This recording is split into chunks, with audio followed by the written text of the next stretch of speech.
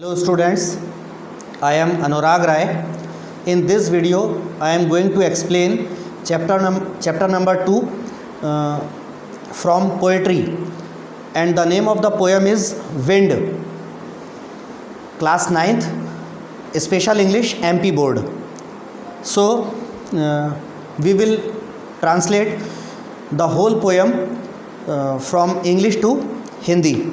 So I repeat the name of the poem wind माने हवा या पवन। तो शुरू में एक लाइन लेखक लिखती हैं, लेखक हैं सुब्रमण्या भारती। तो लेखक ने शुरू में एक लाइन लिखी है, the wind blows strongly and causes a lot of destruction. हवा बहुत तेज़ चलती है और बहुत ज़्यादा विनाश उत्पन्न करती है। How can we make friends with it, हम इसके साथ दोस्ती कैसे करें। तो ये हवा के बारे में लेखक पोएम लिखते हैं। अब पोएम स्टार्ट करते हैं। Wind come softly, don't break the shutters of the windows, don't scatter the papers, don't throw down the books on the shelf. लेखक ये हवा से ऐसा कहते हुए कि हे हवा, हे पवन, धीरे धीरे चलना। बहुत तेज़ हवा जब चलती है, धीरे धीरे चलती है तो उसको ब्रीज़ कहते हैं, और जब बहुत तेज़ चलती है तो वो वही हवा स्टॉर्म का, आंधी का रूप ले लेती है, और वही हवा जो आंधी का रूप ले लेती है वो बहुत विनाश लाती है। तो लेखक कहते हैं कि हे हवा, हे पवन, धीरे धीरे चलना। खिड़कियों के पल्लड़ और उनके दरवाज़ों को मत तोड़ना, कागज़ों को मत तितर बितर उड़ा डालना, अलमारी में जमी किताबों को मत गिरा डालना। There look what you did, you threw them all down, you tore the pages of the books, you brought rain again. फिर लेखक शिकायत करते हुए बोलते हैं कि देखो ये तुमने क्या किया, तुमने सारी की सारी किताबों को गिरा डाला, किताबों के पन्ने पेजेस फाड़ डाले, अपने साथ वर्षा तुम दोबारा से ले आई। You are very clever at poking fun at the weaklings. और लेखक का कहना है हवा के बारे में कि तुम दुर्बल लोगों का मजाक उड़ाने में बहुत ही चतुर हो।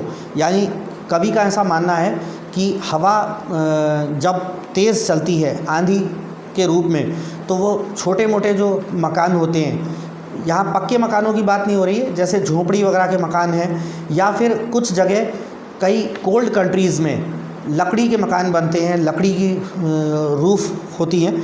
तो ऐसी जगहों पर जब बहुत तेज़ आंधी तूफ़ान आती है तो वो लकड़ी के बने हुए मकान या लकड़ी की छतें वो उड़ जाती हैं, ढह जाती हैं, तहस नहस हो जाती हैं, कोलैप्स हो जाते हैं। तो ऐसी जगहों पे लेखक कह रहा है, और कमज़ोर चीज़ें तो हवा में नष्ट हो जाती हैं, उड़ जाती हैं, बिखर जाती हैं। तो लेखक कह रहा है कि तुम दुर्बल या कमज़ोर चीज़ों का मजाक उड़ाने में बहुत ही चतुर हो। Frail crumbling houses, crumbling doors, crumbling rafters, crumbling wood, crumbling bodies, crumbling lives, crumbling hearts. लेखक कहता है कि कमज़ोर जो मकान होते हैं लकड़ी के या झोपड़ी आदि के, वो टूट जाते हैं, दरवाज़े टूट जाते हैं, छतों को सपोर्ट देने वाली जो बीम होती हैं लकड़ी की वो टूट जाती हैं, शरीर टूट जाते हैं और जीवन ख़त्म हो जाते हैं, यहाँ तक कि हृदय भी टूट जाते हैं। The wind god winnows and crushes them all. यहाँ पे लेखक हवा को पवन देवता का नाम दे रहा है, और कवि कह रहा है कि पवन देवता जो हैं वो पवन को विनो का मतलब होता है कि जब गेहूँ या धान की जब बाली आ जाती है और उसके अंदर से अनाज को निकाला जाता है, फटक करके किसान लोग गेहूं की, धान की बालियों को फटकते हैं और उसमें से छिलका अलग हो जाता है और गेहूं या धान या चावल वो अलग हो जाता है। तो उस वक्त जो हवा चलती है वो हल्के छिलके को उड़ा ले जाती है और अनाज का ढेर एक तरफ लग जाता है। तो लेखक कहता है कि पवन देवता धान या गेहूँ की भूस को उड़ाते हैं और धान या गेहूँ को निकालते हैं।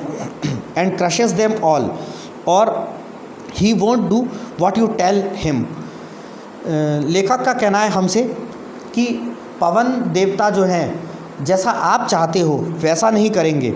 सो come let's build strong homes, let's joint the doors firmly. तो आओ मजबूत मकान बनाते हैं, दरवाज़ों को सख्ती के साथ मजबूती के साथ लगाते हैं। Practice to firm the body, शरीर को मजबूत करने का अभ्यास करते हैं। Make the heart steadfast, हृदय को शक्तिशाली स्थिर दृढ़ बनाते हैं। Do this and the wind will be friends with us, ऐसा करो और उसके बाद ये हवा जो है हमारे साथ दोस्त बन जाएगी। The wind blows out weak fires, लेखक का कहना है कि हवा जो है वो कमज़ोर आग को, यानी छोटी मोटी या थोड़ी सी जो आग जल रही हो उसे कमज़ोर आग हवा, लेखक का कहना है कि हवा छोटी या थोड़ी सी आग को, कमज़ोर आग को बुझा देती है। He makes strong fires roar and flourish, और हवा जो है वो मज़बूत आग को, मज़बूत आग का यहाँ से लेखक का मतलब है कि जब आग बहुत बड़े स्तर पर, बड़े पैमाने पर लगी हो, तब हवा उसे क्या करती है, उस आग को और ज़्यादा पनपाती है, और ज़्यादा पनपने देती है, और ज़्यादा दहाड़ने देती है। तो ऐसा प्रैक्टिकली भी होता है कि जब आग थोड़ी बहुत लगी हो और हवा तेज़ चल जाए तो वो आग बुझ जाती है, लेकिन जब आग बहुत बड़े एरिया में लगी हो और तब हवा चले तो वो उस हवा से वो आग और भड़कती है, और ज़्यादा गरजती है, और ज़्यादा पनपती है। His friendship is good, we praise him every day, इसकी दोस्ती, हवा की दोस्ती अच्छी है, हम इसकी प्रतिदिन स्तुति करते हैं। यहाँ पर सेकंड वाले स्टेंजा में लेखक का कहना था, हवा को लेखक जो है वो जीवन की हार्डशिप्स के साथ, हार्डशिप्स ऑफ लाइफ के साथ लेखक लिंक करता है। In the second stanza the poet links the wind with the hardships of life, जीवन की कठिनाइयों के साथ हवा को दूसरे स्टेंजा में लेखक लिंक करता है। यानी दूसरे स्टेंजा में लेखक हवा को की तुलना करता है, जिस प्रकार जीवन की कठिनाइयाँ हैं, जीवन की कठिनाइयाँ आती हैं तो छोटे मोटे कमज़ोर लोगों को तोड़ देती हैं, लेकिन जीवन की कठिनाइयाँ मज़बूत इच्छा शक्ति वाले, मज़बूत मानसिक शक्ति वाले और दृढ़ संकल्प वाले लोगों को नहीं तोड़ पाती। जीवन की कठिनाइयाँ जो हैं वो दुर्बल या मानसिक रूप से कमज़ोर लोगों को तोड़ती हैं। तो लेखक ने जो ये बात बोली थी कि हवा कमज़ोर आग को बुझाती है, इसका लेखक मैसेज ये देना चाहता है कि जीवन में जब कठिनाइयाँ आती हैं तो जो कमज़ोर लोग हैं वो उससे टूट जाते हैं। लेकिन जब लेखक ने दूसरी लाइन बोली कि हवा मज़बूत आग को और ज़्यादा बढ़ाती है, इसका मतलब लेखक का अर्थ ये है कि जीवन की जो कठिनाइयाँ हैं वो मज़बूत इच्छा शक्ति वाले लोगों को और ज़्यादा मजबूत करते हैं।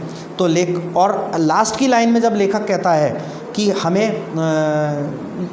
हवा की दोस्ती अच्छी है, हवा से हमें दोस्ती करना चाहिए और इसकी हम प्रतिदिन स्तुति करते हैं या प्रशंसा करते हैं, तो लेखक का ये मतलब है कि जीवन में जो कठिनाइयाँ हैं इनसे हमको डर कर भागना नहीं चाहिए, जीवन की कठिनाइयों को अपना दोस्त बना लेना चाहिए। यानी कि जीवन की जो कठिनाइयाँ हैं उनको हंसकर और मजबूती के साथ सहना चाहिए, उन्हें अपना दोस्त बना लेना चाहिए।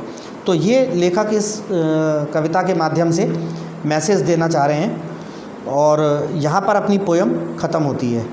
थैंक्स।